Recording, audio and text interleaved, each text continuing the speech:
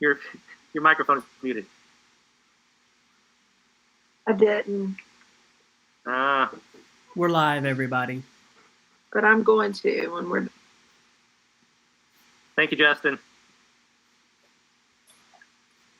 For those of you who are not familiar, that means that our live stream on YouTube is now up and running.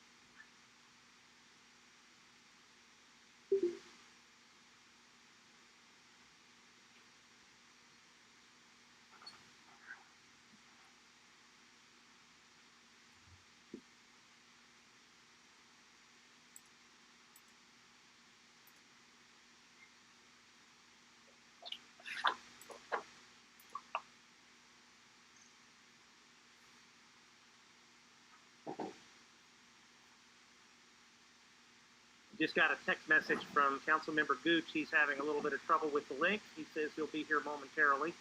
We've got a couple minutes to go anyway, so.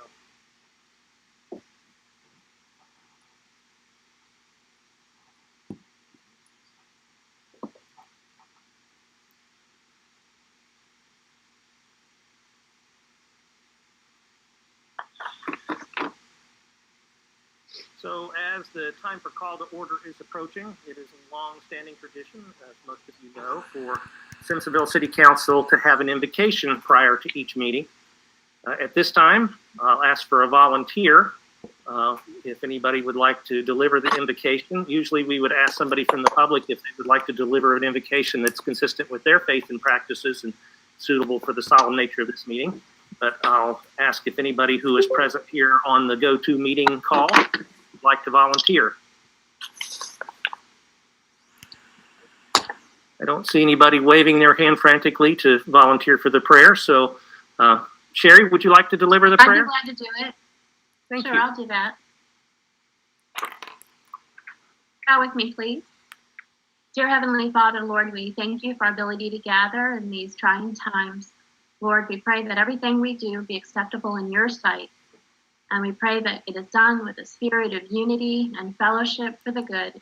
In Jesus' name I pray. Amen. Amen. Amen. Thank you. Well done. All right. Well, it's 6:29 by my clock. We've got the live stream going. We have all members of council here. I think all of our staff are present. So I'm going to go ahead and call the June 23rd, 2020 Committee of the Whole of Simpsonville City Council to order. City Clerk Long, there you are. I'm trying to find your face on the screen. If you would call the roll, please. Councilmember Gooch. Here. Councilmember Kelly. Here. Councilmember Houlihan. Here. Councilmember Roche. Here. Councilmember Cummings. Here. Councilmember Hutchings. Here. Mayor Shoemaker. Here. You have a quorum. Thank you. First item on the agenda is the minutes of the Committee of the Whole meeting for May 26, 2020. We should have all received a copy of this and had a chance to review it. Are there any corrections? Hearing none, the minutes will stand as submitted. For the next item on the agenda, we have citizen comments. For the first time since we've been doing this through virtual meeting method, we actually do have citizen comments, so I'm going to jump out here and pull up the audio. Bear with me just a moment. All right, here's our first comment. My two boys and I live at 202 Main Street, Simpsonville. I am urging council to please consider rezoning Pride Drive to make it so that it can be the future home of CCCBI. CCCBI has been and continues to be a huge support system to my boys and I since 2009 to this present day. Susie Simon and CCCBI has made and continues to make a huge impact on our family, on how to cope with past traumas that still affect us and our present conditions today.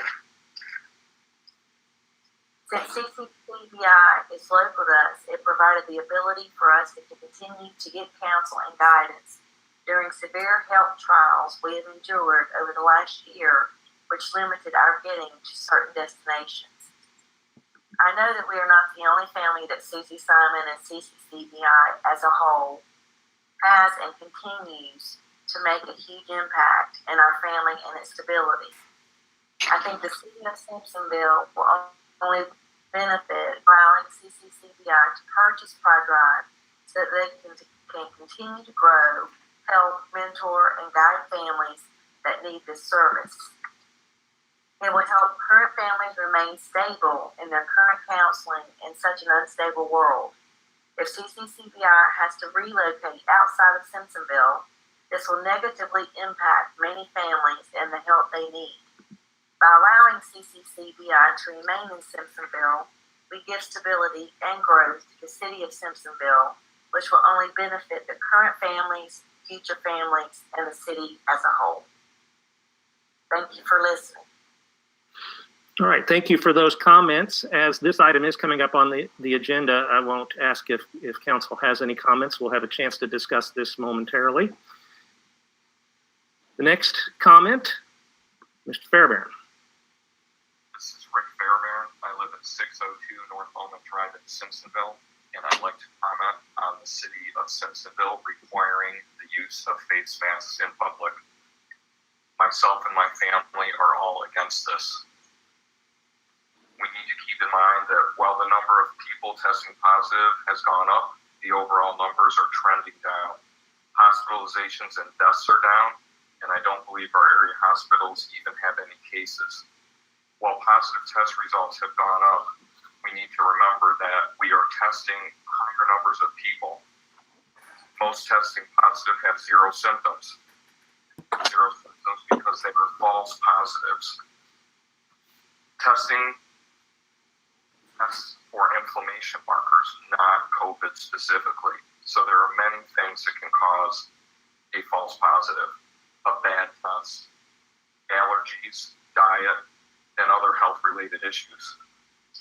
We weren't forced to wear a mask at the start of this pandemic that is clearly winding down and herd immunity is effective. So to require it now after South Carolina has been open so long with no problems would be ridiculous. At this point, this is clearly not a common sense issue, but a political ploy. Say no to face mask requirements. Thank you. All right, thank you, Mr. Fairbairn. Are there any comments from any members of council regarding Mr. Fairbairn's comment? I'll just add one thing. We have received, I've received stuff through our community relations specialist through the website and also some direct emails to me. Just as a comment, including Mr. Fairbairn, we've had one inquiry, 2 people who are opposed to any kind of a face mask ordinance, and 9 people who are for a face mask ordinance. That ends our citizen comment section. We'll move on to staff reports, starting with our monthly financial report from Director of Finance, Christine Perino. Christine? Good evening, Mayor and Council. You should have the May financials report in front of you. General fund revenues collected for May were a little over $1.3 million. This brings the year-to-date revenues to approximately 80% of the budget. Expenses were $1.3 million for the month of May, bringing the year-to-date expenses to about 87%. Our sewer fund revenues collected for May were $148,000, putting the year-to-date revenues at 83% of the budget. Expenses were just under $39,000, bringing the year-to-date expenses to about 50% of the budget. From hospitality and accommodations, revenues collected for May were about $140,000, bringing the year-to-date revenues to 80% of the budget. Expenses for the month of May were just under $3,000, putting the year-to-date expenses at about 82% of the budget. And the Public Works Enterprise Fund revenues collected for May were a little over $6,000, with the year-to-date revenues are $1,359,643, and there were no expenses for May. Is there any questions?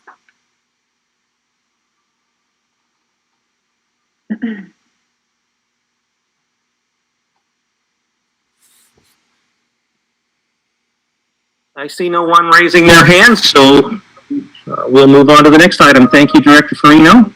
Thank you. From our Community Relations Specialist report, Mr. Campbell. Good evening, Mayor and Council. So I've been looking at our website data and would like to give you some insight into website activity as it relates to COVID-19.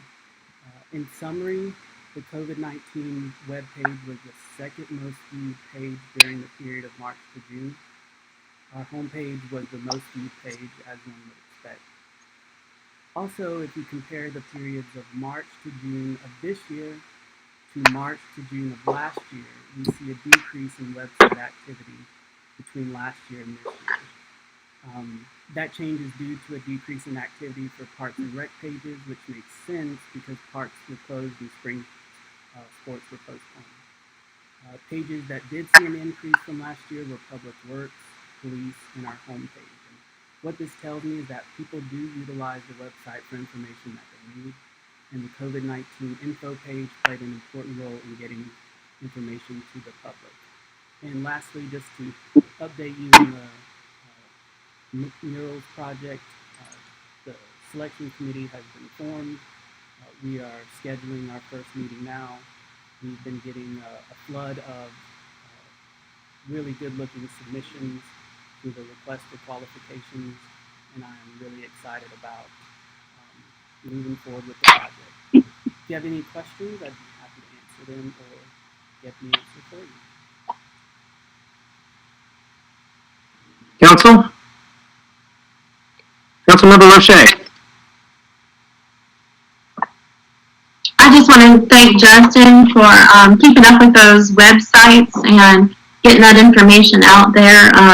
He's done a fabulous job of maintaining that, and it really cuts down a lot of the search and repost work for some of us that maintain stuff on our websites for council. And so yeah, I just want to say that I really appreciate his effort. Thank you, Councilmember. Councilmember Hutchings? Yes, I have a couple questions. The bounce rate seems kind of high, and maybe you can tell us what you attribute that to. Also, the page views look good to me, but are they included in that number for the bounce rate? So, for anyone who doesn't know, bounce rate is a statistic that basically says you go to a website or you go to a web page and then you leave it very quickly so that it doesn't really count as a full view because someone doesn't spend a substantial amount of time on it. From what I've seen, our bounce rate isn't that bad. It does look bad, but if you look at statistics, people just have a tendency to go to the wrong page, or in navigating through different pages, maybe they go through 2 or 3 pages before they find what they like. As far as the page views, that bounce rate is taken from the total number of page views. But I've looked at other data and I've looked at other metrics. I can watch in real time people accessing the website, and I was really impressed with the data. It's really neat to look at, and I definitely can see that the website is a huge asset to the city. That's a good question, Councilman, about the bounce rate. I don't think that it's anything for us to be concerned about, but I can look into it and see if there may be some ways we can decrease that. I also want to thank you for doing this. It's an excellent publication, I think, and it provides valuable service for our citizens. So, and also happy to see that you reached out to the homeowners associations and gotten some participation from them as well. So, thank you again. You're very welcome. Any other comments from council? Questions? Okay. Thank you, Mr. Campbell. Thank you. All right, next we'll hear on economic development from our Planning and Economic Development Director, Jason Knudsen. Mr. Knudsen? Thank you, Mayor and Council. So we have seen a little bit of a downturn in our fees being retained, our permits being purchased at this time. But we do contribute that to COVID. A lot of people kind of put their projects on a little bit of a hold just to see what was going to happen with the markets and everything. But we're seeing that start to pick up a little bit. To have complete numbers, these are actually numbers from last month, May. But we are seeing a little bit better this month. John and I have had quite a bit of plans still coming through and being approved. Some of the notable ones are we just approved the settlement phase 1, which you may remember is a large mixed-use community to our east. They've already started some grading activity out there. We do have assisted living facility that's going to be on Fairview Road. I spoke with them today, and they're looking to, in the next month or 2, complete their annexation, have that second reading, so that they can move forward with the project there. We've also approved some apartments over by IMAX, so that's a long time coming, and some smaller things that are kind of going on at this time. Planning Commission, as you'll hear from John shortly, we do have rezoning for them, and that was to rezone a piece of property on Pride from business industrial to business general.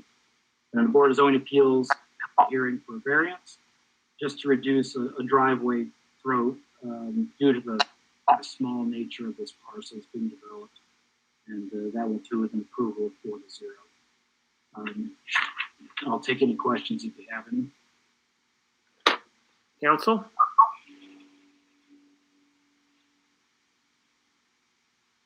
Seeing no questions from council. Thank you, Mr. Knudsen. Thank you. Thank you. Next on the agenda is our City Administrator report. City Administrator Diana Gracely. Thank you, Mayor and members of council. Before I begin my report, I just want to follow up on the Finance Director's report and let you know that while we are still at only 80% of our revenue stream for the year with 1 month to go, please consider that one of our largest revenue streams is yet to come, and that would be the Municipal Association insurance brokerage fees that come in.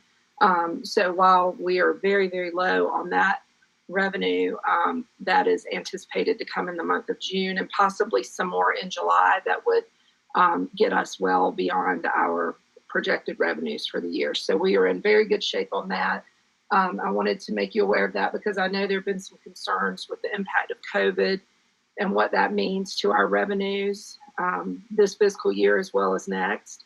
But what we are finding is although hospitality and accommodations tax revenues have fallen off, and we did extend the deadline for business licenses, that we are still on track to make those revenue projections. So we're in good shape there. I want to point out a few things on my report. Of course, there are a lot more things that I won't. So if you see things you have particular questions about, please stop me and ask them. I did want to point out our ARC grant and the Arts Center is progressing very nicely.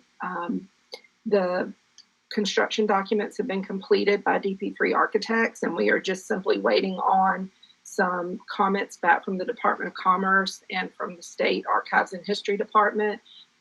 Because there are federal grants involved in this project, we do have to meet those requirements. So as soon as we get their comments back, we're going to be going out to bid on that.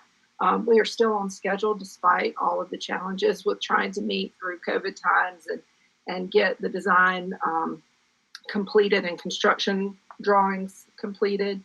We are still well within our time schedule there. We may just be possibly a 2 or 3 week delay at the most.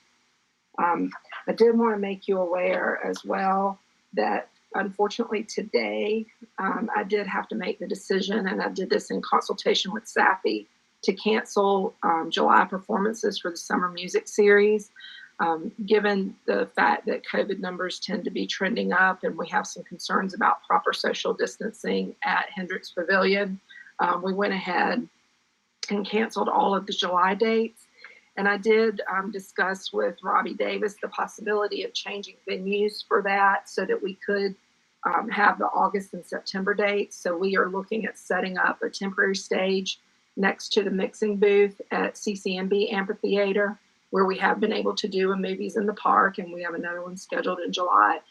We can draw circles on the lawn there and actually maintain proper social distancing because we have so much more room to spread out. So we are going to move the event to CCNB Amphitheater for August and September. So we are salvaging at least 2/3 of our season.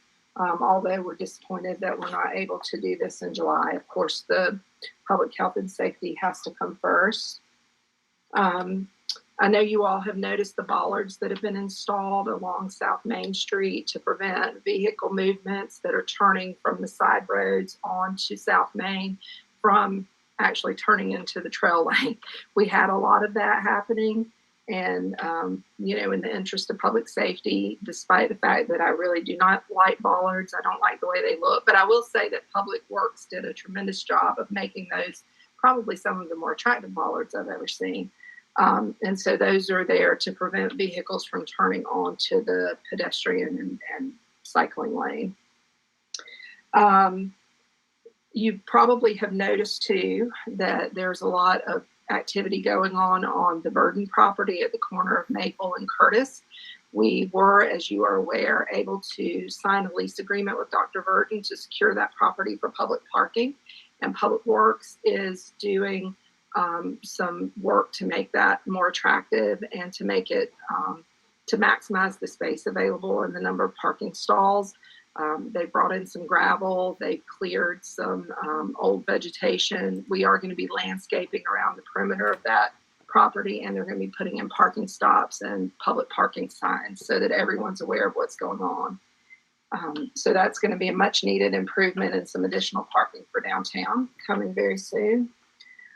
You are aware as well that Celebrate Simpsonville was canceled for July the 4th this year, and that was a difficult decision as well. But because there's a decline in accommodations taxes due to COVID-19, I'll ensure that we have money next year to do an event, possibly even bigger and better than the one we had planned for this year. So it's just a postponement, not a cancellation.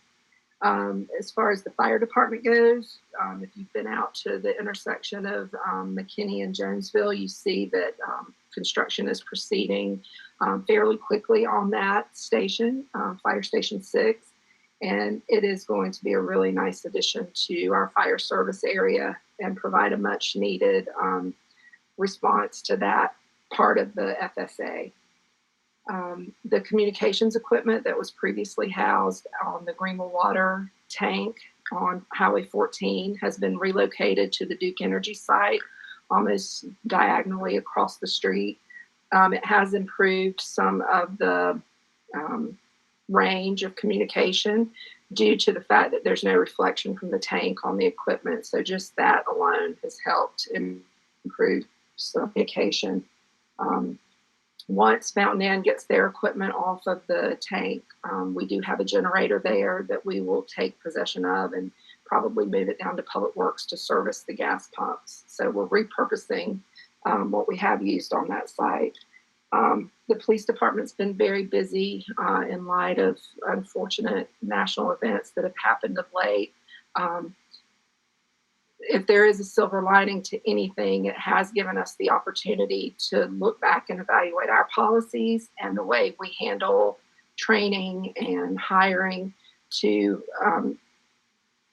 I don't want to use the word ensure, because I don't think there's any way you can ever 100% guarantee that this won't happen here, but we are certainly taking every precaution possible to make sure that it doesn't. And they're doing a really thorough job of going through those policies now and making sure that some of the tactics that can result in lethal force are not employed unless the situation warrants deadly force. The other thing is the fact that we do a national night out program every year, I think helps engage the police with the public on an annual basis. And I'm looking forward to that event in August. I think it'll be a really good opportunity for the public in general to engage the police department one-on-one and have those conversations.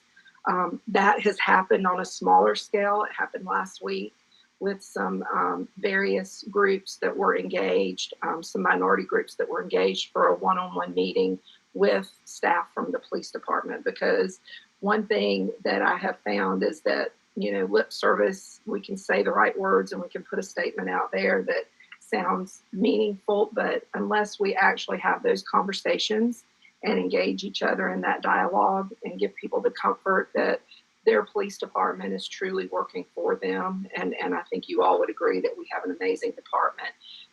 And we want to get that message out to folks who may feel like they are not engaged in a positive way with the police department. So now they can feel that they are being heard.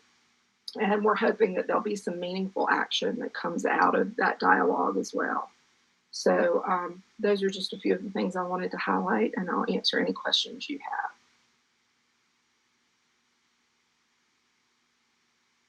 Council, any comments or questions? Okay, thank you, Administrator Gracely. Before we move on to the business section, are there any comments or questions for other members of city staff who didn't deliver reports? I'll just make one comment then. I just want to thank Public Works, Andy, you and your group. I am getting all the credit for filling potholes and picking up limbs. Everybody seems to think I'm doing it, and I just want to say how much I appreciate that. I will note, for you other departments, I haven't put out a single fire or written a single traffic ticket or scheduled a single baseball game. So I don't know, you guys need to get on the ball. But no, actually, I want to thank you as well. You do a lot of good work, and appreciate all of our department heads and all the good work that you do for the city. So thank you. All right, we'll move on to our one and only item of business that's coming before council, which is rezoning Z-2020-04, property on Pride Drive. Planner John Derby, will you summarize for us, please? Thank you, Mr. Mayor, Council. If you don't mind, if you can share your screen, I would like to be able to show a map of the location.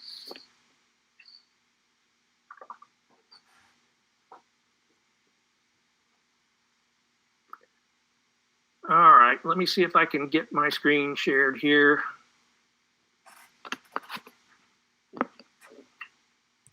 Apparently, GoToMeeting has done an update on me and it wants to open my preferences. I'm sorry, John. Okay. Not going to be able to do that. I don't know what it's doing. Well, I'll proceed. I'm going to have you go without it. It's not letting me share my screen. I apologize. Not a problem. Good evening, Council. Mr. Mayor, tonight we have a rezoning request to come before Council. This is for a vacant piece of land on Pride Drive at the end. The applicant has requested that this parcel be rezoned from business industrial to business general. The applicant here is intending to construct a counseling and behavioral intervention facility at this location from ground up point.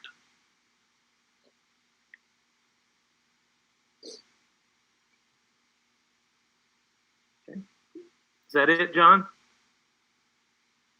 Did I lose you? Yes, sir. That's it.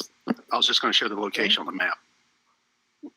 Okay, everybody should have received a copy of that. I'm looking at mine now, so I'm up to speed on where this property is. Our applicant is here as well, Ms. Simon, so thank you for attending. Before we get into seeing if there are any questions for you, I think the motion is in order.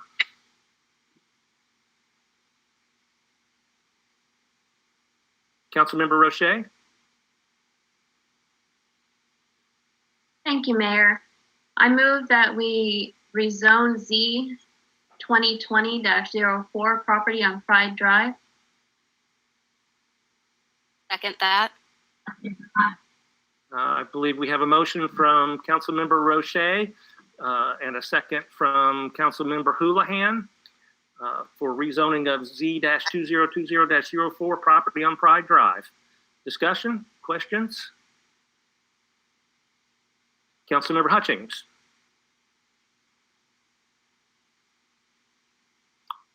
You'll need to unmute your microphone.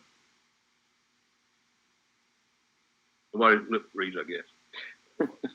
Everybody Derby, who's playing Zoom bingo, there you go. Right. Mr. Derby, my question is on here. You indicate the staff has some concerns about this rezoning. I wonder if you could elaborate on that.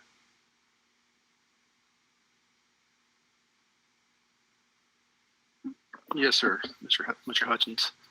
Having the slideshow would have helped kind of illustrate my point. The staff does have concerns with this rezoning just from the standpoint of inventory reasons. The city has to consider with what we have available in our inventory for the future uses, particularly business industrial.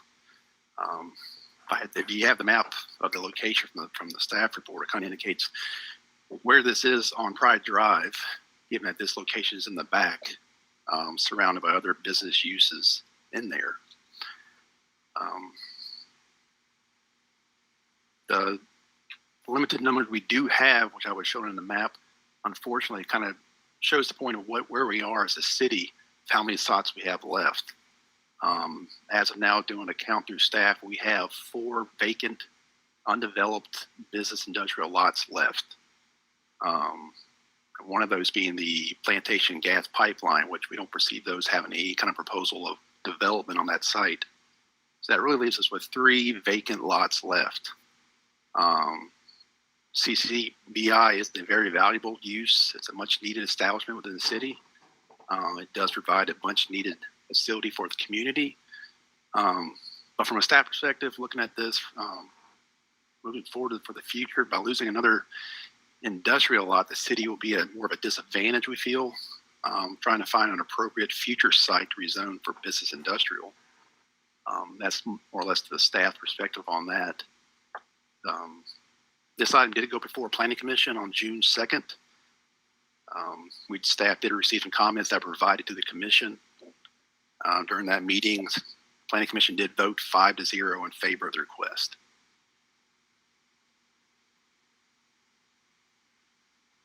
Any other members of council with comments or questions? Councilmember Roche.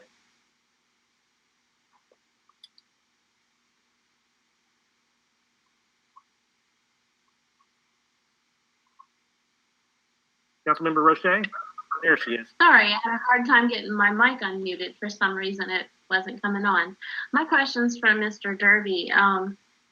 If this is not the best use of the property, does the city suggest any alternative properties that would be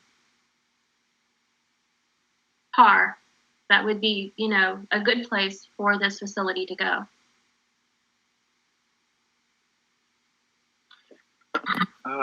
Yes, ma'am. Which again, it's okay. We don't have the map, but it's kind of showing this use is permitted by right in our business general, business urban, business limited, as well as our ROI. zoning districts. So there are some uses in places where this is permitted by right. This one here, like I said, we are limited with what we have left in industrial, which put us at a disadvantage of the inventory we have left for vacant lands. What exactly is the disadvantage? Can you put that in, and can you expound on that? Is it disadvantage as far as potential income for the city? Just a space management thing? What exactly are you saying when you say we're? Yeah, go ahead. It's going to be harder for us to find a property that rezoned to industrial. When you're expanding the city as it is now, you're starting to butt up against residential districts, which would not want to be next to an industrial facility. So it kind of limits us to where we could put a potential industrial manufacturing logistics use. This is like one of the better spots, an isolated spot for them that's kind of right next to the interstate or close access to the interstate. So trying to find something like that is going to be more of a disadvantage for this city to find one in the future. Thank you. Councilmember Kelly. Quick question. Does the company that's wanting to build on this, I guess it hasn't been built, do they own it or lease it, the property?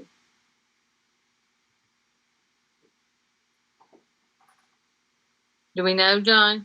Are we referring to the vacant lot or their current Yeah, location? the vacant lot that they're wanting to have rezoned. Do they own it or lease it? I can leave that up to the applicant to go further into We're in the that. process, excuse me, sorry to speak. We're in the process of trying to purchase that. We have it under contract with the contingency on the zoning going through. Okay, so the option of trading it for another lot somewhere isn't applicable. I mean, it's either this spot or that's it. We have done a lot of research into different properties, and we've been really looking for something that fits our model, which is trying to be approachable, accessible to people, comfortable environment, and have that confidentiality. So we've looked at some properties on Main Street. Because I work with the autistic population, I work with some young kids that they can be runners, they can have some issues there. We've really looked at different properties that we feel would fit, and by taking a property that has a little more space and creating a buffer around our property that would add some safety and confidentiality, as well as making an inviting place for people to come. Yeah, I was just simply saying that it basically in your defense that if y'all are purchasing this property, it's not really, it's not up for discussion to whether or not it would be a different piece of property. So we're good. Okay. Thank you. Any other comments from council? Administrator Gracely, you raised your hand a moment ago. Yes, sir. I just wanted to expand on what Mr. Derby mentioned about the zoning going from less intensive use to a more intensive use is almost impossible to do. The converse to that is that it's very simple to go from a higher intensive use to a lower. So when he mentions that it would be difficult to find other industrial property in the city or property that could be rezoned industrial, that would give us the ability to keep a stock of that for potential manufacturing or warehousing uses, and we do get inquiries for those, that would be a difficult transition to make. Okay. Mr. Knudsen? Thank you. I just want to add here, what Mr. Derby is talking about with inventory. Our comprehensive plan, which is something that was passed by council, we're working right now, really calls for the city to be able to maintain a stock of available properties so that we do have a healthy mix of different types of business. So we tend to find commercial corridors, the main roads will have our retail and our commercial, residential kind of off in our buffer areas. And the industrial is very hard to place. You have a lot of conflict that can come with industrial. You can have a very loud manufacturing facility come in. And so we're very careful. We have to be very careful about where we want to pick future sites so we don't have conflict against neighborhoods. And as you know, we're spreading as a city, we're seeing a lot of residential go around our peripheral as we're pushing out a little bit and filling in. And so it is going to be very difficult in the future to find adequate industrial parcels to fill a need that may come to the city. While we do have many vacant business general that are in secluded, more private areas. And so that's really why staff kind of has that recommendation that we do not rezone this at this time. Any other comments from council? Councilmember Houlihan. Question for Mr. Derby or Mr. Knudsen regarding the Planning Commission who did approve it 5-0, and I'm assuming you shared these same concerns with them, and yet they still unanimously moved forward with it. So in hearing that, what was their response to your concerns? What made them vote unanimously in the opposite direction? Yes, ma'am. I brought the exact same points up that Administrator Gracely and Mr. Knudsen kind of emphasized on. During that meeting, I did read out some of the comments that people, one of them was the voice recording we had earlier. So I felt like the need that they were looking to vote on was more of a medical, family-related kind of a vote, in my opinion. I did lay out the limited resources we have on industrial, but again, when it came down to it, they were more voting for the need of the use.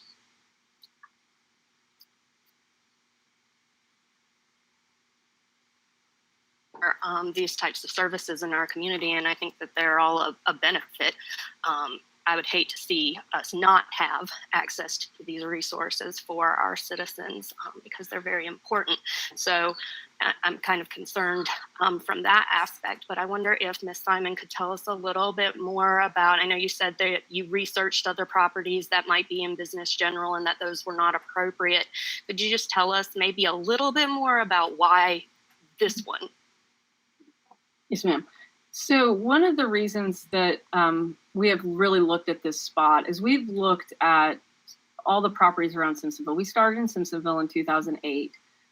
When we've been committed to really trying to provide these services, and we are one of the only full-time counseling practices that seeks to serve the private insurance population. There's Piedmont Mental Health that focuses on the Medicaid population.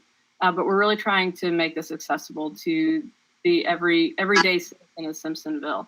So when we look at other places, when I work with children and they go into a medical facility, maybe it's a medical park, and they see all these doctors' office, the first question I have to have is, do I get a shot here?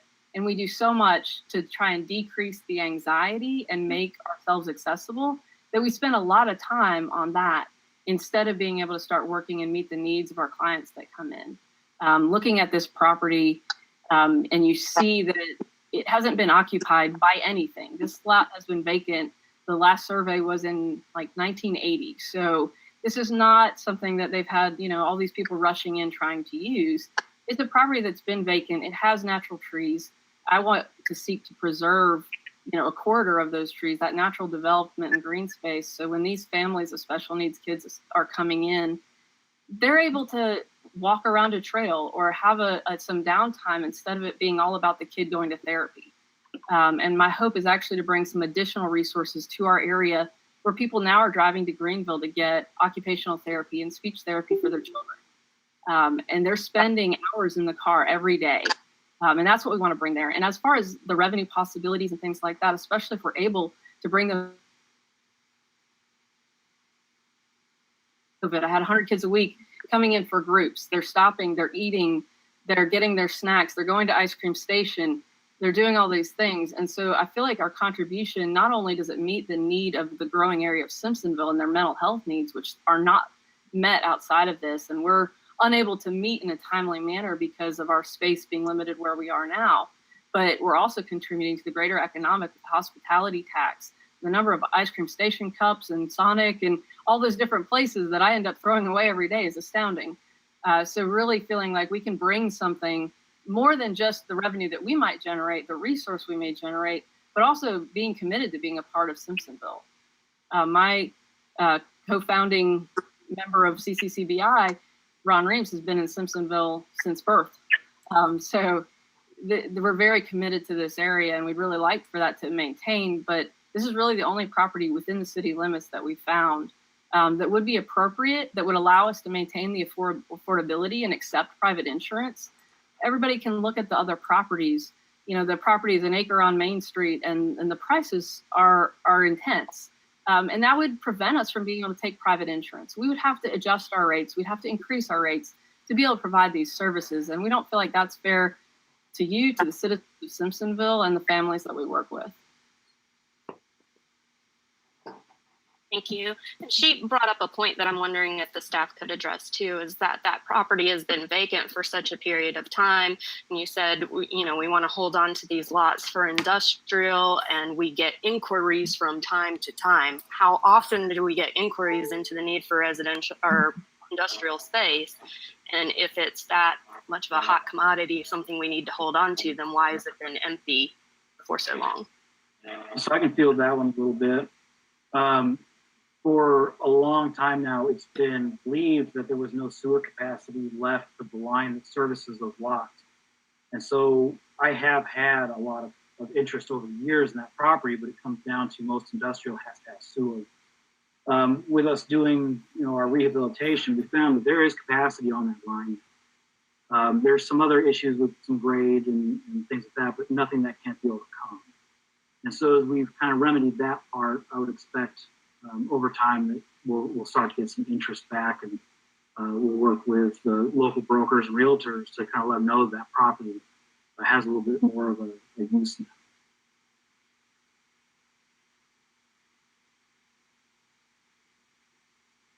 Thank you. Any other members of council with comments or questions? Okay, I believe that Ms. Simon was asked all the questions I was going to ask. I will only add that I did receive 4 separate emails. One of them was from the same person who recorded a comment for us tonight. But I did receive 4 emails in support of this proposal. So I just pass that along to council. Are we ready for the vote? All right, hearing no other comments and no objection, I will call for the vote on rezoning of Z-2020-04 property on Pride Drive. And City Clerk Long, will you call the vote, please? Councilmember Gooch, Yes. Councilmember Kelly, Yes. Councilmember Houlihan, Yes. Councilmember Roche, Yes. Councilmember Cummings, Yes. Councilmember Hutchings, Yes. Mayor Shoemaker. Yes. Unanimous, yes. Thank you, Ms. Simon. Okay, the next item on the agenda is going into executive session. I see Councilmember Kelly is raising her hand. Councilmember Kelly? Point of privilege, please, Mayor. Yes? I want to read a real brief statement. Although I was not elected to serve until a year and a half after Keith Brownsville resigned, I am named personally in this lawsuit. Because of that, I will be recusing myself from the executive session tonight. I apologize to my constituents and all citizens that I will no longer have a vote in this matter. I encourage all to please contact the mayor and fellow council members with your thoughts and concerns regarding the lawsuit. Thank you. Thank you, Councilmember Kelly. All right, I will continue. So for our executive session, this is for the receipt of legal advice concerning Groundsel v. City of Simpsonville et al. On coming out of executive session, council may vote on items discussed during executive session. A motion is in order.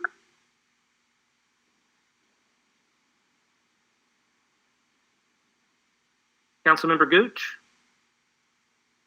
Oh, no, you weren't raising your hand. Okay, do I have a motion?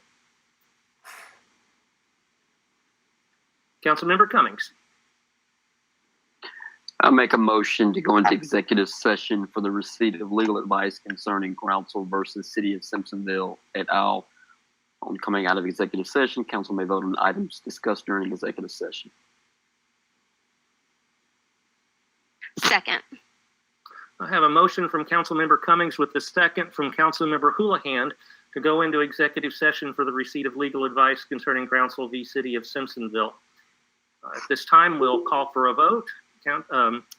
City Clerk Long, will you please call the roll call vote? Councilmember Gooch? Yeah. I'm sorry, was that yes? Yes. Councilmember Houlihan? Yes. Councilmember Roche? Yes. Councilmember Cummings? Yes. Councilmember Hutchings? Yes. Mayor Shoemaker? Yes. Motion approved, 6-0. All right. For legal purposes, I am going to announce that the City Council of Simpsonville, South Carolina is going into executive session for the receipt of legal advice concerning Groundsville versus City of Simpsonville et al. On coming out of executive session, council may vote on items discussed during executive session. And I will wait for all of the people who are not party to this discussion to drop out of the go-to meeting. Thank you. And Mr. Campbell, if you will let me know when the live stream has been stopped. Mayor Shoemaker? Yes, ma'am. Do I need to stay in due to the fact that you may